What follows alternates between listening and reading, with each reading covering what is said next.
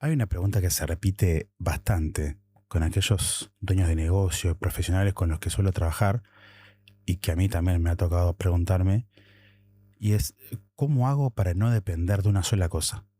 Porque muchos negocios a veces crecen o surgen por un solo cliente, por generar un solo producto o por tener un solo canal.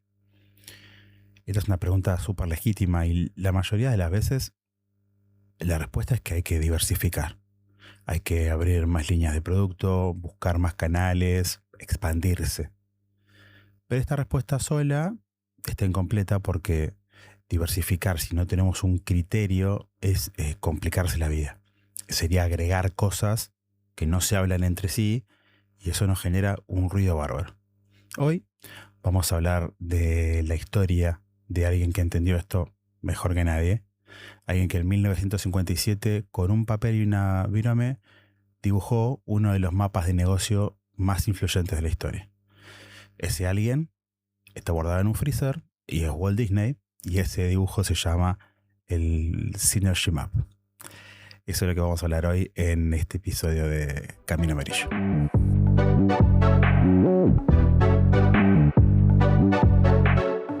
Disney ya tenía Disneylandia, abierto desde hacía 2 años. Ya tenía un estudio de animación y tenía su primer serie de televisión ya emitida y una línea de merchandising. El negocio iba creciendo, pero era complejo. Había muchas partes móviles.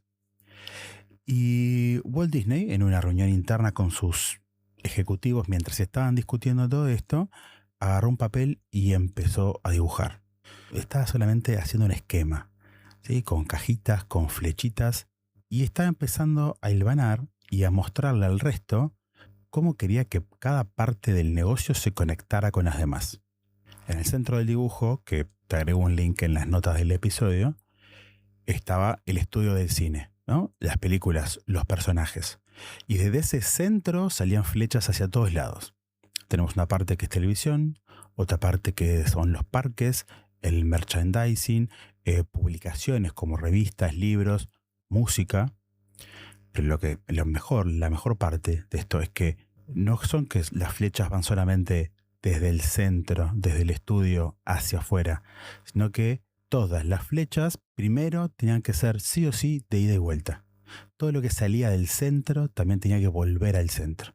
Cada película creaba un personaje, ese personaje aparecía en la tele y la gente lo conocía. La gente que lo conocía quería ir al parque. El parque reforzaba el amor por el personaje, el merchandising monetizaba todo ese amor y las ganancias del merchandising permitían financiar la próxima película. Es un ciclo, ¿sí? Es como un ecosistema que se alimenta, se retroalimenta para todos lados. Eso fue lo que dibujó Walt Disney en 1957. Hay 2 cosas que me parecen brillantes de ese esquema, ¿no? Y creo que se entiende mejor cuando lo pones en perspectiva, comparándolo con cómo funcionaban los estudios de cine en esa época. La primera es que, según él mismo, él no hacía películas, él primero generaba personajes. Parecería lo mismo, pero al final no lo es, porque un estudio de cine convencional en esa época apostaba todo a que la película funcionara en cines. Si funcionaba, perfecto, si no, mala suerte, ¿no? Cada película era una apuesta en sí misma, era un one shot separado de todo el resto. Y acá es cuando Disney piensa que la película es tan solo un punto de partida, ¿sí? No es el producto final. Lo que importaba era el personaje que surgía en esa película. Porque el personaje podía vivir para siempre, fuera de los minutos que durara ese personaje en pantalla, ¿sí? Se puede reinventar y se puede monetizar de muchas otras formas que una película solo nunca puede. Acá hay un ejemplo clarísimo que es, por ejemplo, la película Cars en el cine hizo muchísima plata, pero en juguetes, ropa y accesorios hizo 10 veces más de lo que hizo en cine. Entonces, por eso tenemos que el activo no es en sí mismo la película, el activo termina siendo el personaje y esa historia que tiene el personaje. La segunda cosa buenísima del mapa es que cada parte del negocio tiene que hacer dos cosas al mismo tiempo, ¿sí? Tiene que generar ingresos por su cuenta y tiene que promover a una o más partes de este mapa. Todo lo que era televisión no es solamente un canal para ganar dinero con publicidad, era la forma en la que Disney le mostraba a las familias de todo el país, a las que no tenían un acceso inmediato, que existía su parque. El parque no era solamente un lugar para cobrar entradas, era una experiencia física que convertía, ¿no? que permitía convertir ese fanático, ¿no? Aumentaba el grado de fanatismo de algo que nació en una peli. Vos lo podías vivir. Entonces ahí aumenta. Al mismo tiempo, el merchandising no es solamente un negocio en sí mismo extra, sino es una publicidad que al final termina pagando el cliente, porque te compras la remirita, te compras el gorrito y vos terminás siendo una marquesina andante también. Entonces, cada parte del negocio se sostiene solo y es parte de una red donde ayuda y sostiene al resto. ¿Sí? Esto en Harvard lo estudiaron el profesor Todd Senger y lo llama una teoría corporativa. Quizás la primera de estas teorías corporativas, porque es no solamente un plan de negocio, sino que es un sistema que tiene una lógica propia, ¿sí? Cuando funciona bien, cada movimiento va reforzando al siguiente. Ahora bien, ¿cómo podemos llevar esto? ¿Cómo podemos aprender de este Synergy Map y hacer algo con nuestro negocio? ¿Cómo podemos dar un paso atrás y analizar el sistema, el funcionamiento, independientemente de la escala o el tipo de negocio? ¿Sí? Nadie, calculo, que escuche este podcast mañana va a abrir un estudio de cine, pero sí podemos hacernos una pregunta parecida a la que se hizo Walt Disney en el 57, es cuál sería el estudio de animación de tu negocio, ¿no? Es como diciendo, ¿cuál es el activo central de tu negocio? ¿Cómo pensamos esto? Sería, ¿cuál es la parte central del negocio que si lo trabajas bien puede alimentar a todo lo demás? Y a partir de ahí generar una metodología propia. Puede ser que tengamos un producto que sea nuestro emblema, ¿sí? Si sos un profesional independiente, puede ser que tengas un punto de vista muy claro sobre tu campo y ese punto de vista desarrollarlo a una idea que sea como clave, algo que te distinga. Y para una comunidad, para una marca pequeña, puede ser tener esa generación de comunidad. Sí, esto también puede ser como tu activo central, para que todo corra alrededor de eso. Lo que sí es, este activo central tiene que ser el motor, pero no puede ser todo, ¿sí? Porque si todo es igual de importante, nada es importante al mismo tiempo. Entonces, una vez que identificamos ese centro, la pregunta siguiente que nos tenemos que hacer es, ¿cómo hacemos para que cada parte del negocio alimente al activo principal y se alimente de él al mismo tiempo, ¿no? Le damos de comer al activo central para que el activo central también nos dé de comer a todas estas unidades que vamos a pensar. Vamos a hacer un ejemplo concreto, ¿no? Por ejemplo, un profesional que tiene un negocio ya digital, montado, lo que sea, y da talleres, ¿sí?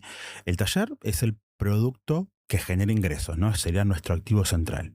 Pero si ese taller no existe en ningún lado más que en un salón donde lo damos, cada vez que se quiera llenar una nueva edición, hay que pensar de cero. Entonces pensemos otra cosa. ¿Qué pasa si ese mismo profesional tiene un podcast donde comparte ideas de su taller? Donde tiene una newsletter donde profundiza esos conceptos. Donde tiene aparte una presencia en LinkedIn donde va mostrando resultados. Cada uno de esos canales hace dos cosas. Va a existir por sí mismo va a tener sus objetivos propios y al mismo tiempo va a llevar gente al taller. Y al mismo tiempo, el taller, a su vez, le da material al podcast, le da material al newsletter y le da material a LinkedIn. El taller, en este caso, en este ejemplo, sería como el estudio de animación de Disney y el resto va a ser el resto de los nodos de este mapa. La diferencia entre el primer profesional que no tiene más nada y el segundo es que el segundo por lo menos tiene una arquitectura de negocio, tiene un sistema donde lo que nos permite es que no tengamos todos los huevos en un mismo lugar, ¿sí? Diversificamos y generamos una red que se fortalece a sí misma todo el tiempo. Walt Disney se murió en 1966, un año antes que se publicara una segunda versión de este mapa que era, bueno, un poco más compleja todavía que la primera, con más cajitas, más flechitas, conexiones y demás. Pero la lógica era la misma que en 1957, tener un activo central fuerte y una red de canales que se refuercen entre sí. Lo que más sigue impresionando de este dibujo no es que sea sofisticado o tan intrincado. Lo que tiene es que sigue siendo muy claro. Vos lo podés ver y lo lees un poco y lo entendés muy rápidamente, ¿sí? De un vistazo, cualquiera que lo mire ya puede entender cómo funciona el negocio, qué es importante y por qué cada parte existe y cuál es el rol de cada parte, ¿no? Qué es lo que se le exige a cada unidad de negocio. Entonces, si te puedo proponer algo para que esto no quede solamente en un audio y proponerte como un ejercicio, es cuando termines de escuchar esto, es que intentes hacer tu propio mapa. Una hojita de papel, hojita, lápiz, lapicera, marcador, lo que sea, pero salir de la pantalla. Y en el centro que pongas lo que vos considerás que es lo más importante de tu negocio. Aquello que genera más valor, lo que genera más tracción, lo que vos sientas que es tu pieza fundamental. Y después dibujás qué hay alrededor, ¿sí? Qué alimenta el centro y qué el centro puede alimentar, ¿no? Qué sale del centro hacia afuera. Y pensar también, si las flechas van en solo un sentido, eso tiene un costo, ¿sí? Si vos lográs que vayan en dos sentidos, eso ayuda a que el sistema se retroalimente. La diferencia va a ser entre tener un negocio que depende de una sola cosa o uno que se sostiene en varias patas, ¿sí? Y eso lo que tiene es que va a hacer ese negocio algo mucho más robusto. Espero que te haya gustado esta idea, que te haya servido de algo. Si te hizo pensar en tu negocio de alguna otra manera, misión cumplida. Si te gustó, compartilo con alguien que también le parezca que le pueda ser de ayuda. Y bueno, si querés ponerte en contacto, que me encanta que me manden mensajitos por LinkedIn. Estoy en LinkedIn como Nico Baba. Tenés la página web, nicobaba.com, y ahí también podés suscribirte al newsletter que sale más o menos una vez por mes, donde también hay ideas para desarrollar. Así que bueno, un gustazo. Nos vemos en la próxima. Chau.